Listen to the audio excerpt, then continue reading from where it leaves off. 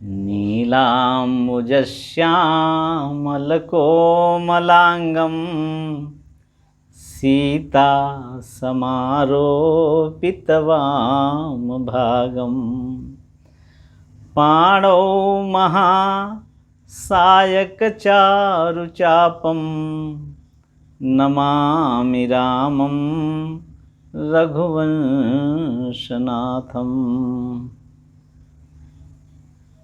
सीतानाथसमारम्भां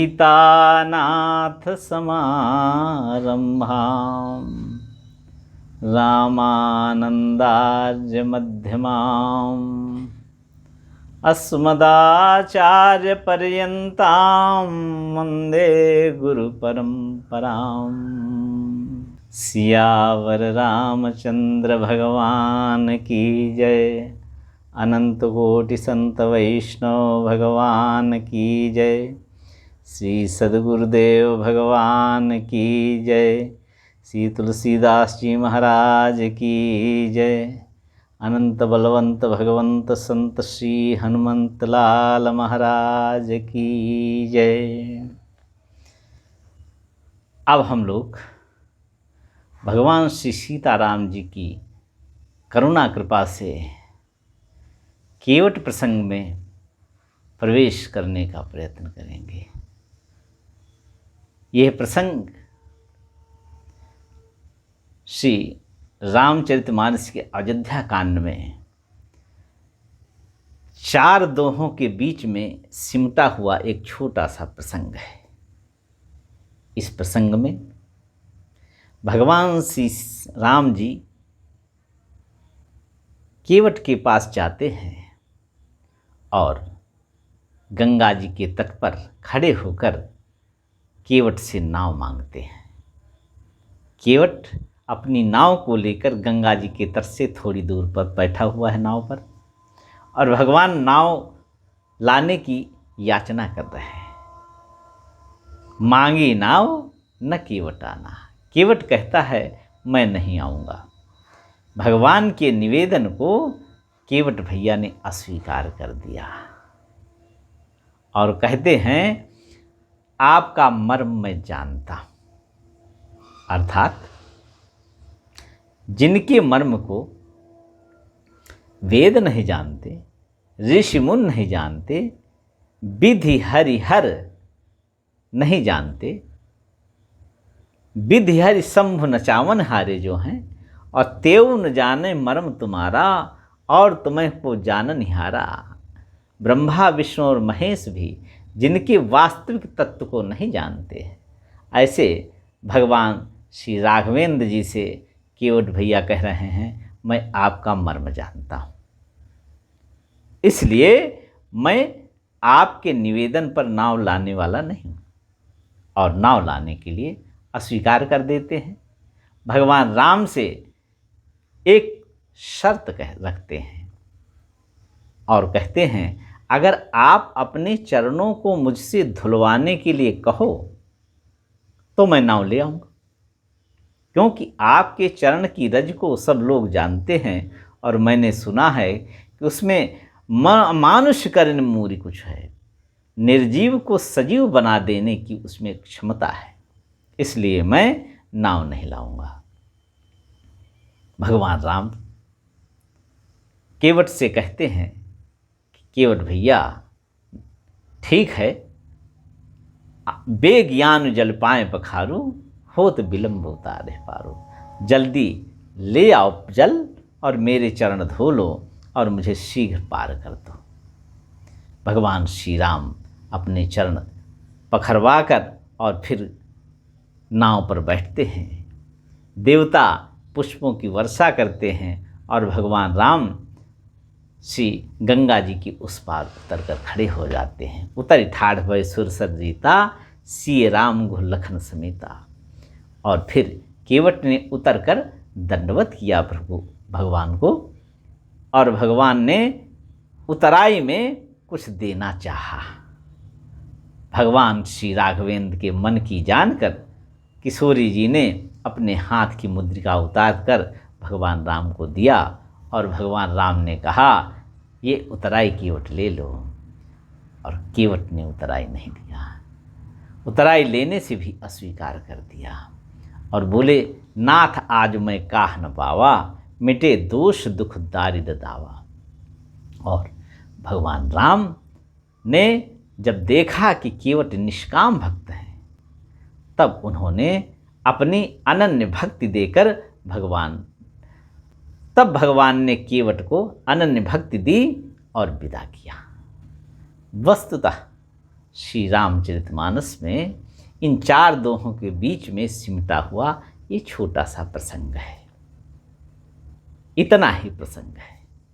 लेकिन अगर इसके अंतरंग में जाएं तो फिर इसके जो भाव हैं वो अनेक संतों ने, अनेक महापुरुषों ने विभिन्न प्रकार से प्रस्तुत किए हैं।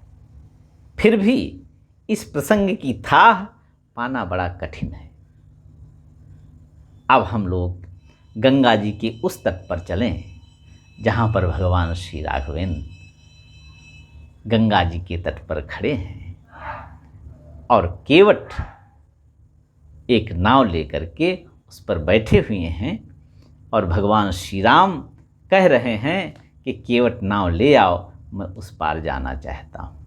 अब दृश्य देखो, भगवान राम खड़े हैं गंगा जी के तट पर, गंगा जी प्रवाह के साथ बह रही हैं और उसी गंगा जी में थोड़ी दूर पर एक मल्लाह नाव लेकर बैठा हुआ है।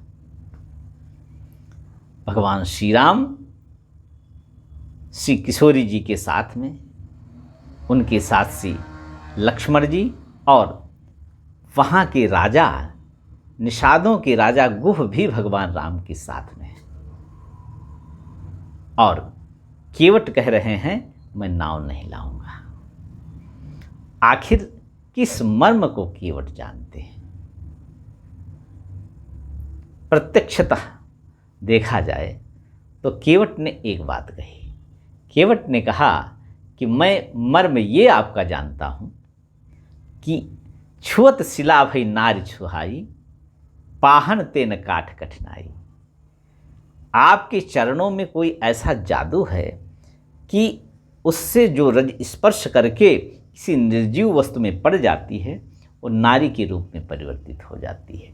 और उदाहरण देते हैं कि चरण कमल रजकों सब कहाई, मैं अकेला नहीं कह रहा हूँ, सब लोग कहते हैं। एक उदाहरण दे रहा हूँ अभी शीघ्र का, कि जब आप जनकपुर गए थे तब रास्ते में गौतम ऋषि का आश्रम पड़ा था।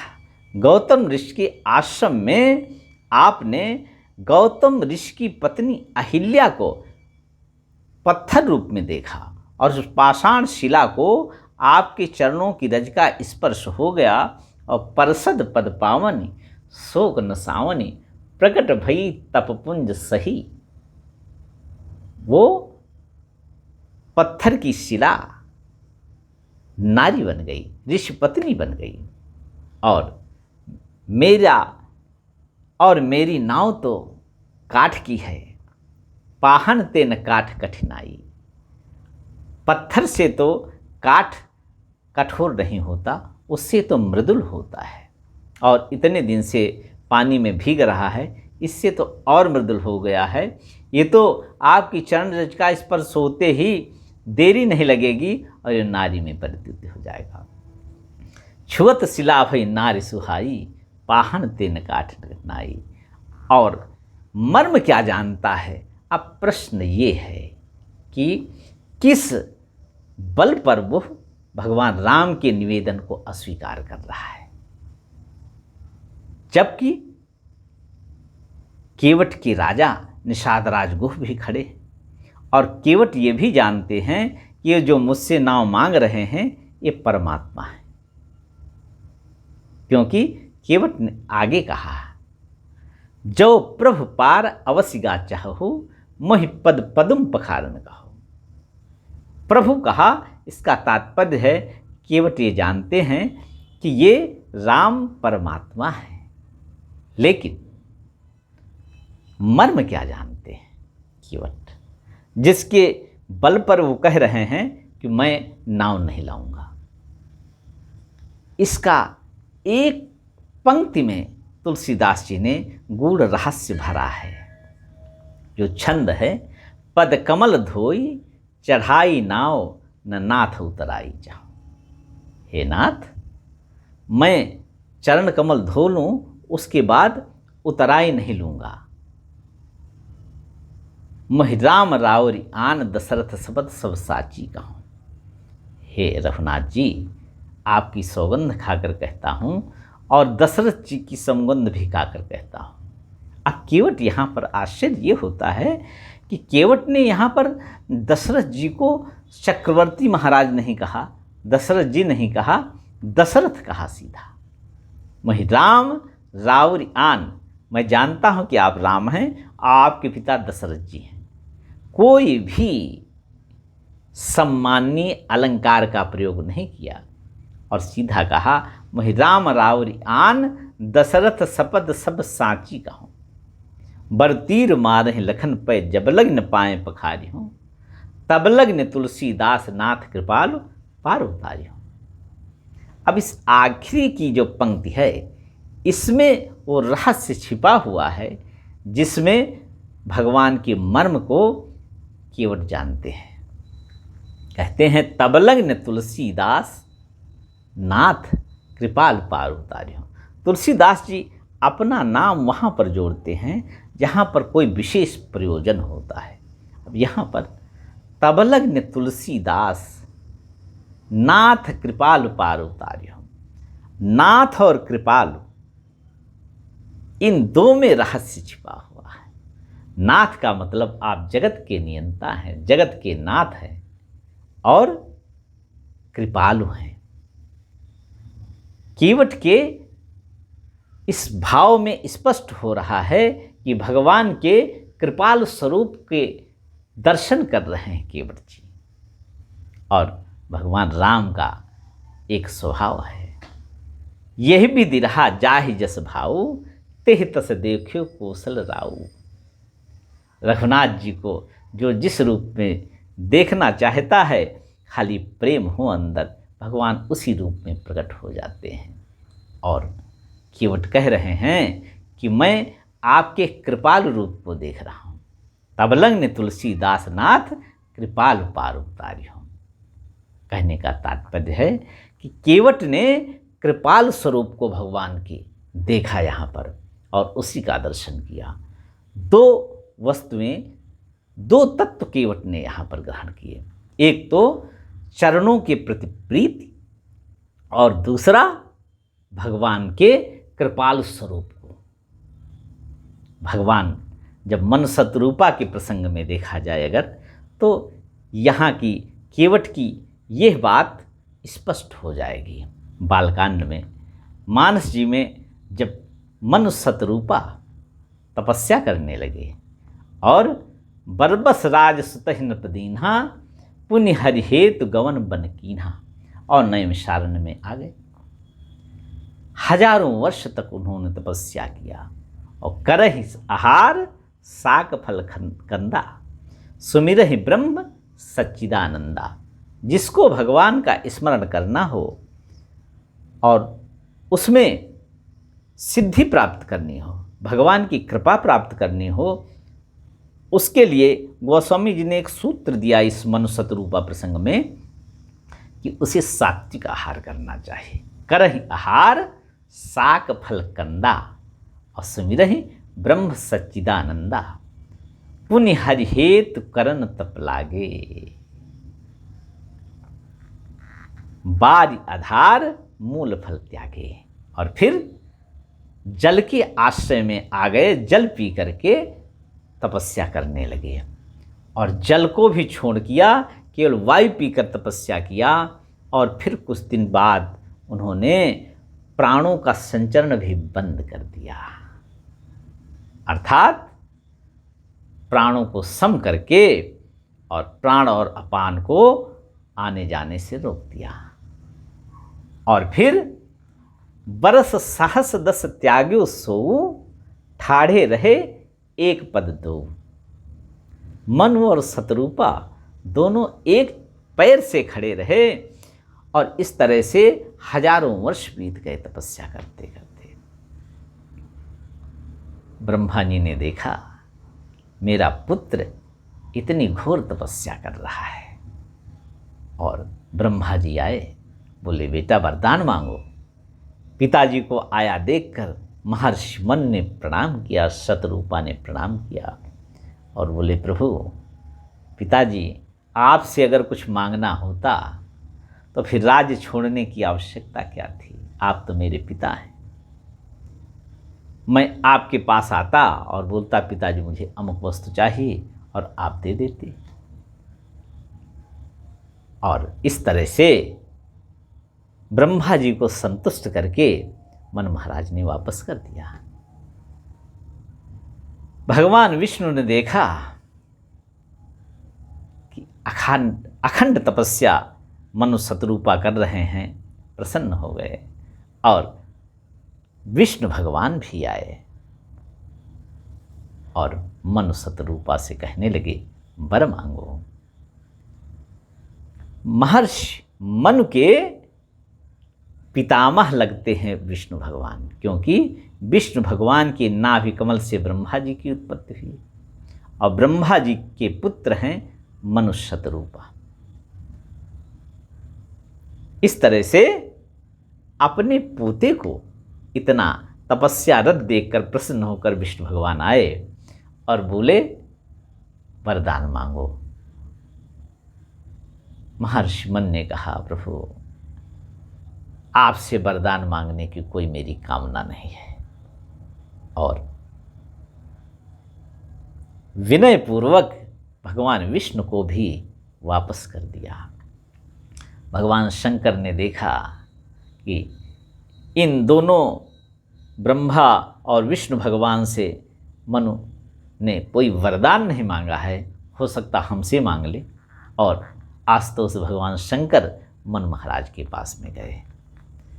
मन महाराज वास्तव में देखा जाए तो ब्रह्मा जी के पुत्र हैं, और एकादश रुद्रावतार भी ब्रह्मा जी से ही हुआ है।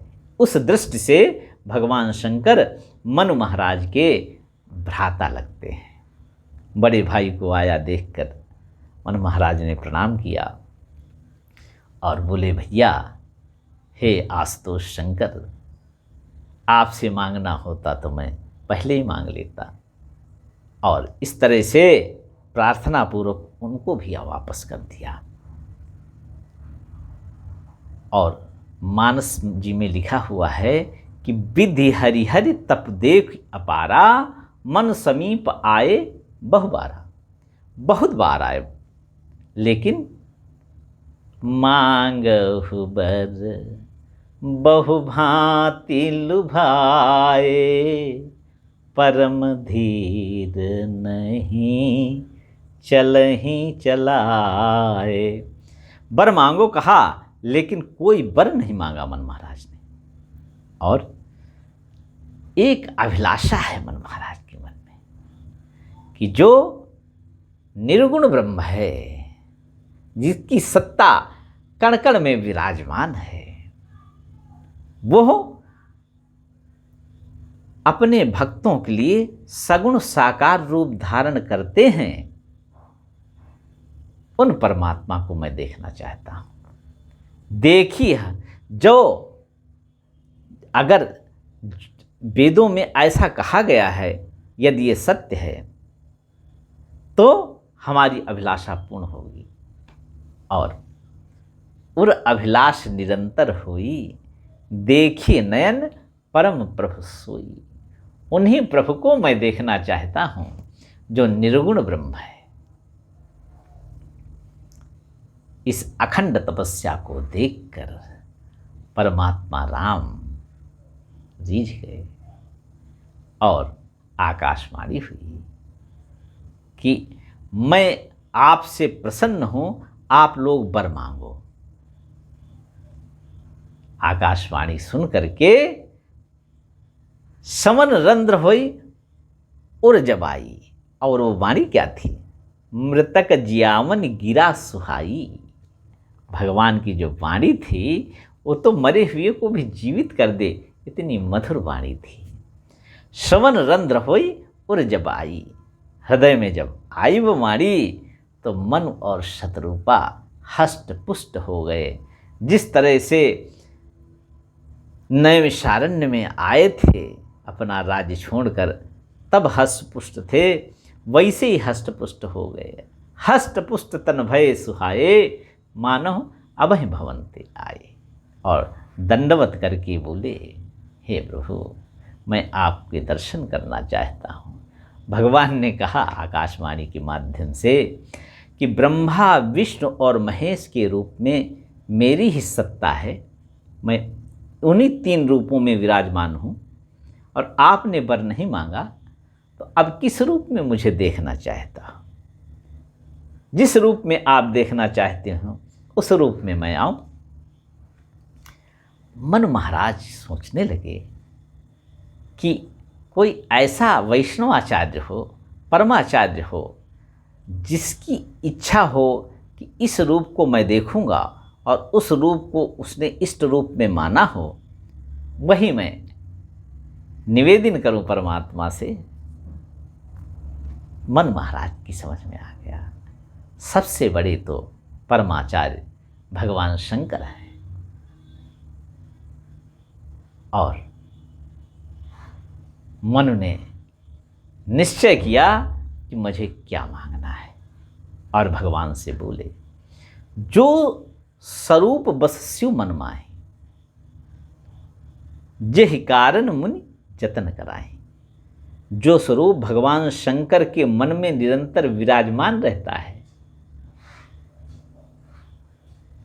और मुनि और योगी जिस स्वरूप को देखने के लिए यत्न करते हैं, साधना करते हैं, जो भुसुंडी मन मानस हंसा, और काग भुसुंड जी के मन रूपी मान सरोवर में जो स्वरूप हंस के समान विराजमान है, सुगम अगम जेह निगम प्रशंसा, भक्तों के लिए जो अत्यंत सुगम है, और जो आपसे प्रेम नहीं करते हैं उनको आपके उस रूप की झलक पाना दुर्लभ है। सुगम अगम यह निगम प्रशंसा, निगम माने वेद, वेद जिसकी प्रशंसा करते हैं। हे प्रभु देखहि हम स्वरूप भरि लोचन, कृपा करहु प्रणतारति मोचन। वह रूप मैं देखना चाहता हूँ, और मन महाराज ने स्पष्ट कर दिया कि वो रूप कब देखने को मिलता है। कृपा करहु प्रणतारति मोचन, शरणागतों के सारे कष्ट दूर करने वाले हे परमात्मा राम, आप कृपा करो तभी वो रूप देखने को मिलेगा। तपस्या के द्वारा, पुरुषार्थ के द्वारा वो रूप देखने को नहीं मिल सकता। और भगवान श्री किशोर जी सीता जी के साथ प्रकट हो गए। वो अद्भुत सौंदर्य देखकर मन शतरूपा दोनों चरणों में लिपट गए। अत्यंत प्रेम का प्रवाह अश्रुओं के द्वारा निकल पड़ा, और भगवान ने कहा कि मैं आपकी तपस्या से, आपके भाव से परम प्रसन्न हूँ। अब गोस्वामी जी ने यहाँ पर भगवान को किस उपमा से अलंकृत किया है? बोले कृपा निधान तब अति प्रसन्न मोह जान। कौन बोला? कृपा निधान। अब केवट के प्रसंग में जो कृपालु शब्द है, हर जगह पर भगवान कृपालु ही हुए, तब भक्त की अभिलाषाओं को उन्होंने पूर्ण किया। बोले कृपा निधान तब अति प्रसन्न मोह जान, मांगहु बर जोई भाव मन महादान अनुमान। जो बर आपको चाहिए वो मांग लो, लेकिन मांगना तो ये समझ के मांगना कि महादानी खड़ा है। मन शतरूपा संकोच कर रहे हैं मांगने में। भगवान ने कहा ऐसी कोई वस्तु नहीं है जो आज मैं आपको न दे दूं। क्यों? कृपा निधान है ये, अब कृपा का स्वरूप प्रकट हुआ है। इसलिए भगवान कहते हैं ऐसी कोई वस्तु नहीं है जो मैं आपको न दे दूं। तब मनु महाराज ने कहा, दानी शिरोमणि कृपा निधि, नाथ कहूँ सती भाव। हे दान शिरोमणि, और फिर बोले कृपा निधि, हे कृपा के निधि, हे कृपालु, मैं अब मांग रहा हूं। भगवान ने कहा मांगो, क्योंकि ये कृपा का स्वरूप है। मन महाराज ने मांगा, अद्भुत मांगा। चाहो तुम्हें समान सुत, प्रभु सन कमन दुराओ। मैं तो आपके समान पुत्र चाहता हूं। अब मैंने अपने हृदय की बात स्पष्ट कर दिया। और भगवान राम ने भी, देख प्रीति सुनि बचन अमूले। ये अमोल वचन सुने और भगवान ने प्रीति देखा, तब एवमस्त बोले। और कौन बोले? करुणानिधि, करुणानिधि, एवमस्त करुणानिधि बोले। करुणानिधि भगवान राम ने एवमस्त कह दिया। और उसके साथ साथ और स्पष्ट किया एक बात, आप सरिस खोजों कहाँ जाई, नृप तव तनय होब मैं आई। अपने समान कहाँ ढूंढूंगा जाकर के मैं। हे राजन, मैं आपका पुत्र स्वयं बनूंगा। अब यहाँ स्पष्ट हो जाता है कि जो मन महाराज ने मांगा और प्रभु राघवेंद्र सरकार ने दिया, वो किस करुणा के वशीभूत होकर दिया? कृपा स्वरूप में आकर दिया। और केवट इस रहस्य को जानते हैं कि भगवान के कृपा स्वरूप में सब कुछ देने की सामर्थ्य है और सब कुछ भक्तों का सह लेने की समर्थ है। क्योंकि कालेन सदृशः क्रोधे, भगवान श्री राम क्या है? वाल्मीकि रामायण में नारद जी कहते हैं भगवान राम के बारे में, कालाग्नि सदृशः क्रोधे क्षमया पृथ्वी समा। भगवान राम अपने भक्तों का अनिष्ट करने वालों के लिए कालाग्नि के समान क्रोध करते हैं और अपने प्रेमी भक्तों पर क्षमया पृथ्वी समा, उनको इतनी क्षमा देते हैं जिसे पृथ्वी क्षमा कर देती है। कोई भी अपराध हो पृथ्वी माता क्षमा करती है। इसी तरह से भगवान परम कृपालु हैं और अपने भक्त के किसी भी अपराध को क्षमा कर देते हैं। यही कारण है कि केवट अवज्ञा कर रहे हैं और भगवान राम मुस्करा रहे हैं। जब केवट ने स्पष्ट कर दिया कि मैं तो आपके कृपा स्वरूप को देख रहा हूं, तब भगवान राम सुन केवट के बैन, प्रेम लपेटे अटपटे। भगवान राम ने केवट के प्रेम से सने हुए उन अटपटे वाक्यों को सुना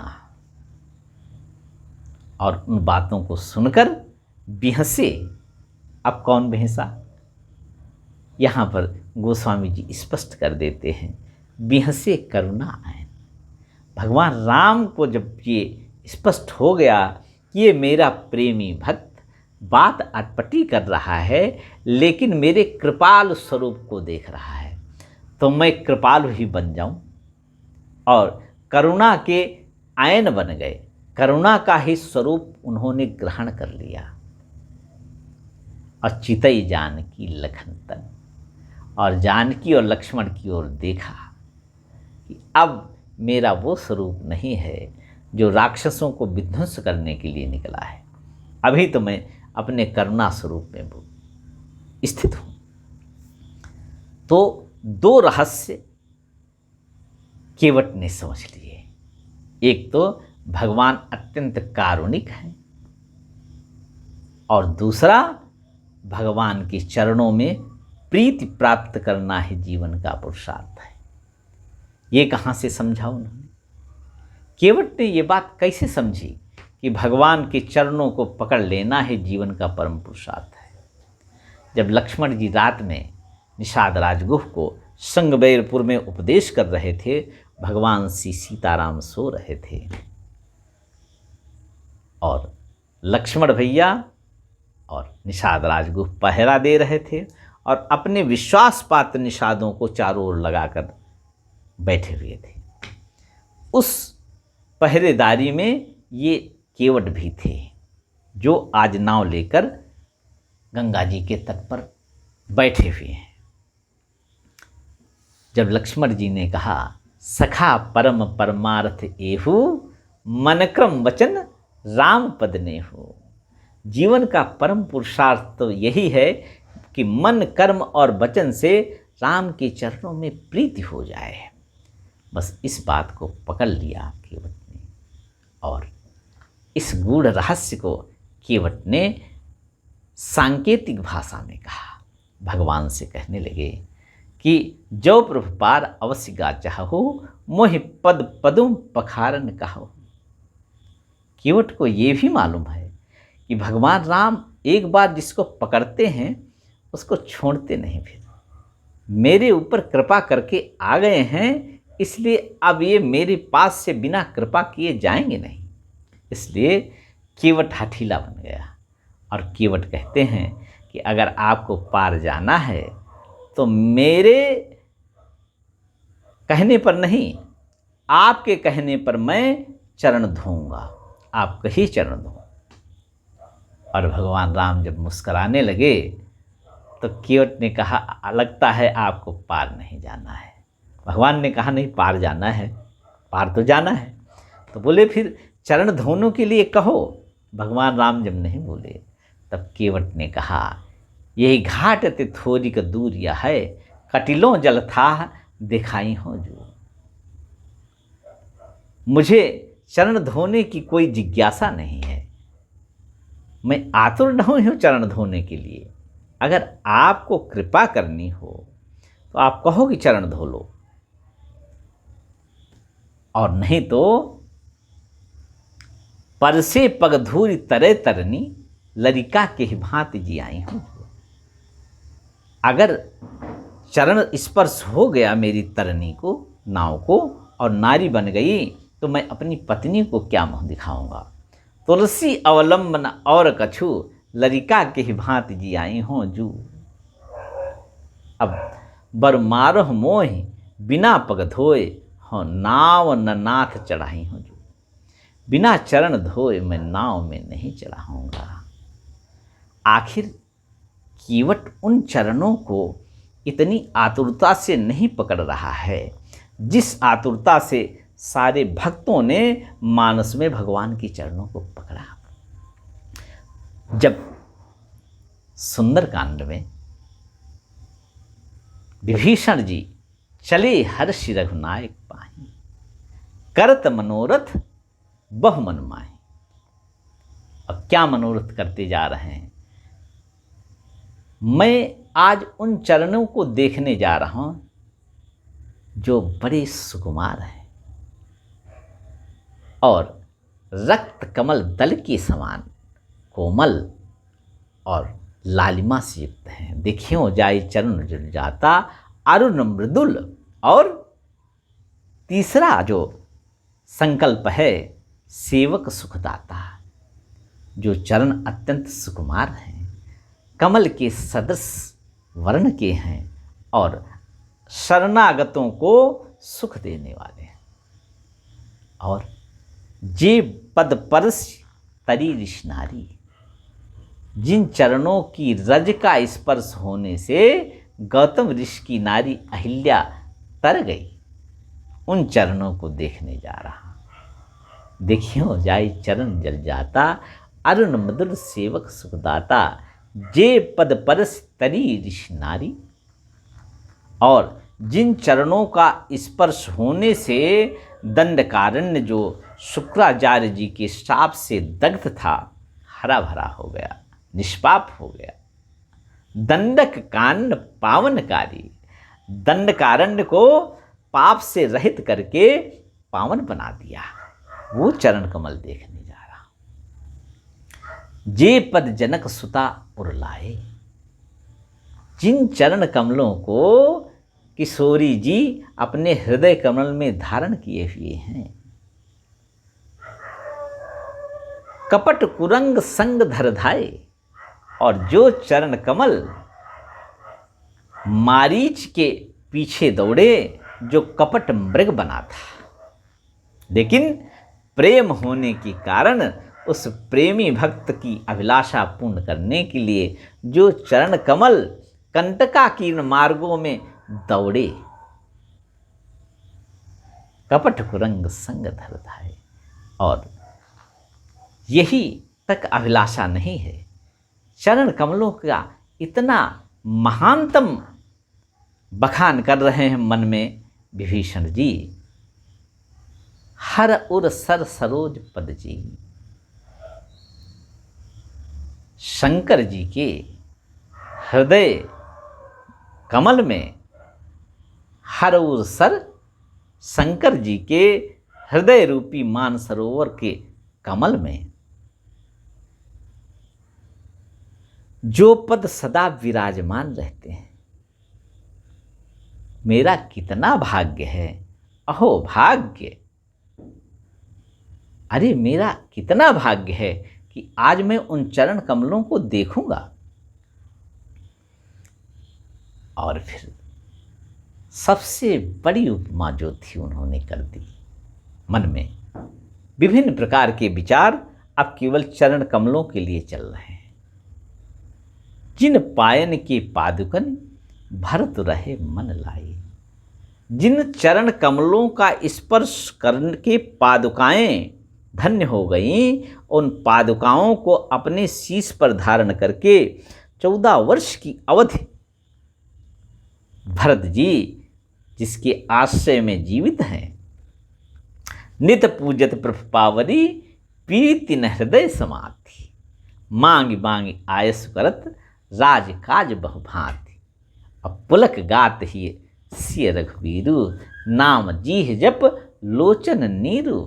ऐसे भरत जी जिन चरण कमलों की पादुकाओं को राज सिंहासन पर बैठा करके और उनसे आज्ञा मांग करके राजकाज संभाल रहे हैं और नित्य जिनकी पूजा करके ये आशय है उनके प्राणों का कि 14 वर्ष बाद भगवान राम आएंगे और यही मेरे जीवन का आशय उनकी चरण पादुकाएं हैं।